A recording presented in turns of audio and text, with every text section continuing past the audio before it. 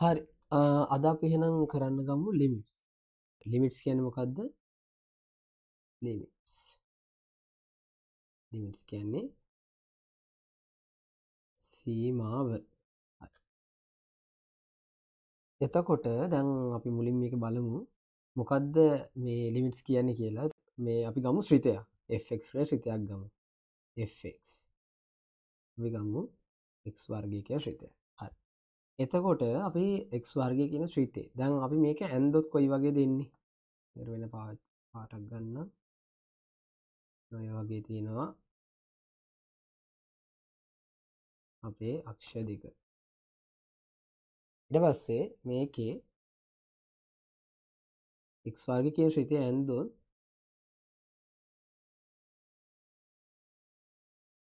ඔන්න ඔය වගේ තමයි වැටෙන්නේ. හරි. මේ වගේ අපිට එනවා ශ්‍රිතය. හරි. එතකොට දැන් මම මේකේ දාගන්න මේ තියෙන්නේ y අක්ෂය x වර්ගයේ, මේ තියෙන x අක්ෂයේ. ඊට පස්සේ දැන් අපි මෙයා ගත්තොත් එහෙම අපි අරගත්තොත් මෙතන x සමානයි 2 වෙද්දි x සමානයි 2 වෙද්දි මෙයාගේ අගය 4යි. ඊට පස්සේ x සමාන 1 වෙද්දි මෙයාගේ අගය 1යි. පරිමාණ ගැන හිතන්න එපා පොඩ්ඩක්. මේ පරිමාණ ටික වෙනස් වෙලා තියෙන්නේ. මෙතන 1 ආවොත් මෙයාගේ y අගය වෙන්නේ 1.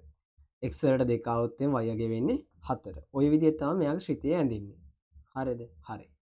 එතකොට දැන් අපි මෙයාගේ සීමාව ගත්තොත්. සීමාව කියන්නේ මෙතන මේ අගයක් දැන් අපි x වලට අගයක් කරන් තියෙන. x ඒ කියන්නේ x සමානයි 2 වෙද්දි fx කීයද? කියන්නේ f2 කීයද? ඕක අරන් තියෙනවා. ඒකට ඒ 2 කියන තැනදී x වලට 2 කියන තැනදී මෙයාගේ අගයක් නිරූපණය වෙලා තිනවා y ඒ කියන්නේ එතන තියෙන y අගය වෙන්නේ 4යි කියන එක. ඊට පස්සේ දැන් සමහර වෙලාවට දැන් මෙතන මෙහෙම නිරූපණය වෙලා තියෙනවානේ. ඒ වගේ ඒ වුණාට මේ සමහර ඒවල මෙහෙම නිරූපණය වෙන්නේ නැහැ. ඔය විදිහට නිරූපණය වෙන්නේ නැහැ. මෙයාගේ x එකේදී 1 කියලා ඇවිල්ලා තියෙනවා. x දෙකේදී y 4යි කියලා ඇවිල්ලා තියෙනවා. හැබැයි සමහර ගණන් වලදී නිරූපණය වෙන්නේ නැහැ. හරි. එතකොට අපි බලමු ඒ වගේ එකකට උදාහරණයක්. මම මෙතනින් ගන්නවා මම ගන්න gx කියලා තව ශ්‍රිතයක්. gx. ඒක මම ගන්නවා x ඝනය ඍණ x වර්ග බෙදීම x ඍණ 1. ඒ විදිහට ගන්නවා ශ්‍රිතය. හරි. දැන් ප්‍රස්ථාරයක් ඇන්දොත් මේකේ මේ වගේම ගන්නවා.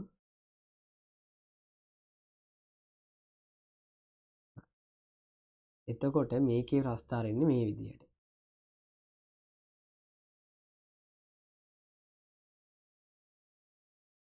ඔන්න ඉදි ප්‍රස්ථාරයක් එන්නේ.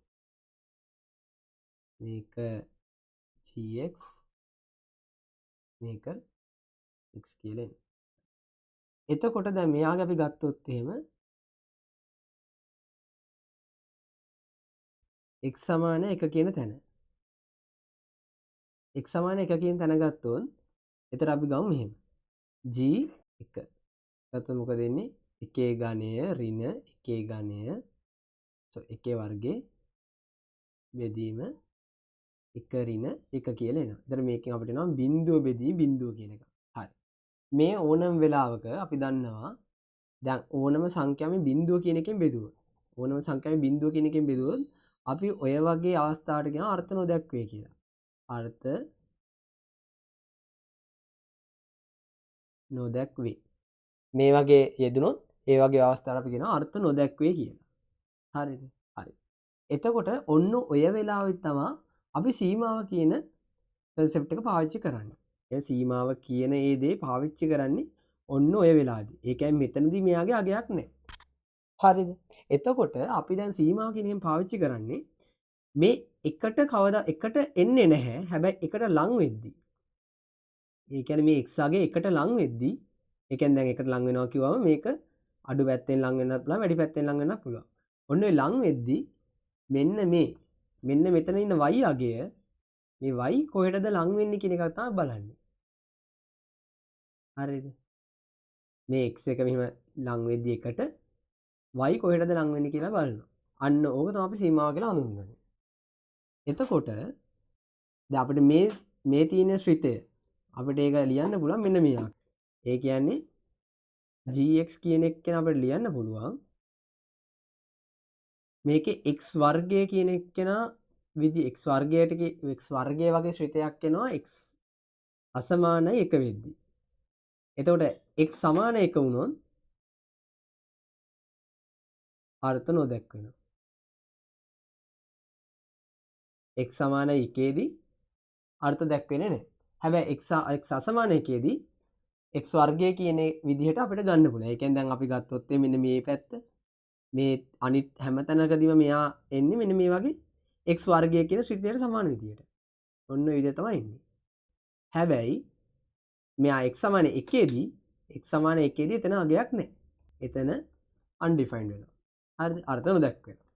තේරුණාද?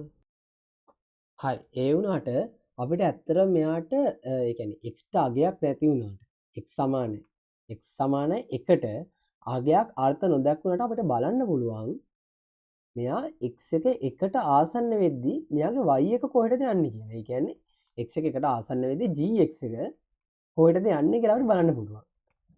එතකොට දැන් ඒක ගත්තොත් අපි දැන් බලනවා මේ 1 දැන් මේ 1 කියන එක කෙනා දැන් සංඛ්‍යා රේඛාව මම ඇන්දොත් මේ සංඛ්‍යා රේඛාව ඇන්දොත් ඔය සංඛ්‍යා රේඛාවේ 1 කියන එක්කෙනාට ආසන්න වෙන්න පුළුවන් මෙන්න මේ පැත්තෙනුයි මේ පැත්තෙනුයි දෙපැත්තකින්.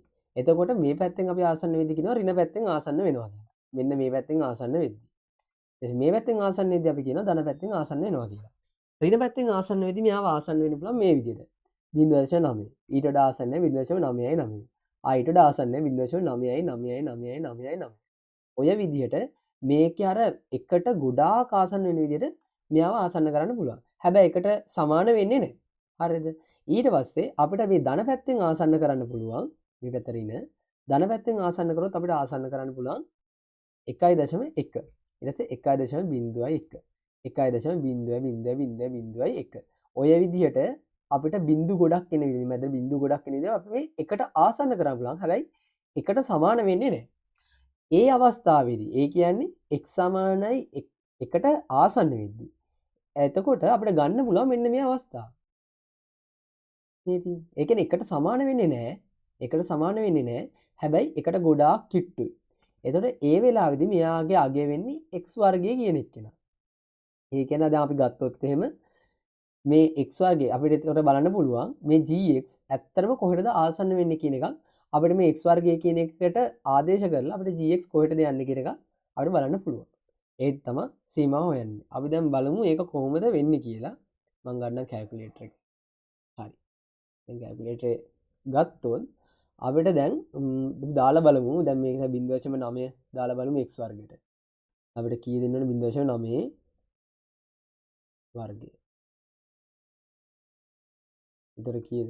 මෙතනට අපි ගත්තොත් එහෙනම් y අගේ එනවා 0.81. ඊට පස්සේ කරමු 0.9 වර්ගය. ඒක ගත්තොත් අපිට එනවා 0.981. එතකොට ඒක ඊට වඩා ළඟයි. ඊට පස්සේ අපි ගත්තොත් එහෙම 0.999 වර්ගය ගත්තොත් ඒක ඊට වඩා ළඟයි. එකට ඊට වඩා ළඟ වෙනවා. ඒ කියන්නේ මේ පැත්තෙන් අපි ගත්තොත් මෙයා එන්න ආසන්න වෙන්නේ එකට. කියන්නේ x අගය කර නෙමෙයි y අගේ මෙන්න මෙතන ඉලක්කම එකයිනේ. ඔන්න එකට තමයි ආසන්න වෙන්නේ. අපි දැන් ওই විදිහටම සැලකුවොත් මෙයාගේ ධන පැත්තෙන් සැලකුවොත් කොහොමද එන්නේ කියලා බලමු. 1.1 වර්ගය. හරි. එතකොට අපිට ඒක එනවා 1.2 එකක් කියලා. ඊට පස්සේ අපි සැලකුවොත් 1.01 වර්ගය. ඒකෙන් අපිට එනවා 1.02.01. ඒක ඊට වඩා එකට කිට්ටුයි. හරි. ඊට පස්සේ අපි ගත්තොත් 1.000001. ඒකෙන් වර්ගය ගත්තොත් ඒකෙන් අපිට එනවා 1.000002. ඒ කියන්නේ මේක ඊට වඩා එකට ගොඩාක් කිට්ටුයි. ඒතර අපිට ගන්න පුළුවන් මේ ධන පැත්තෙනුයි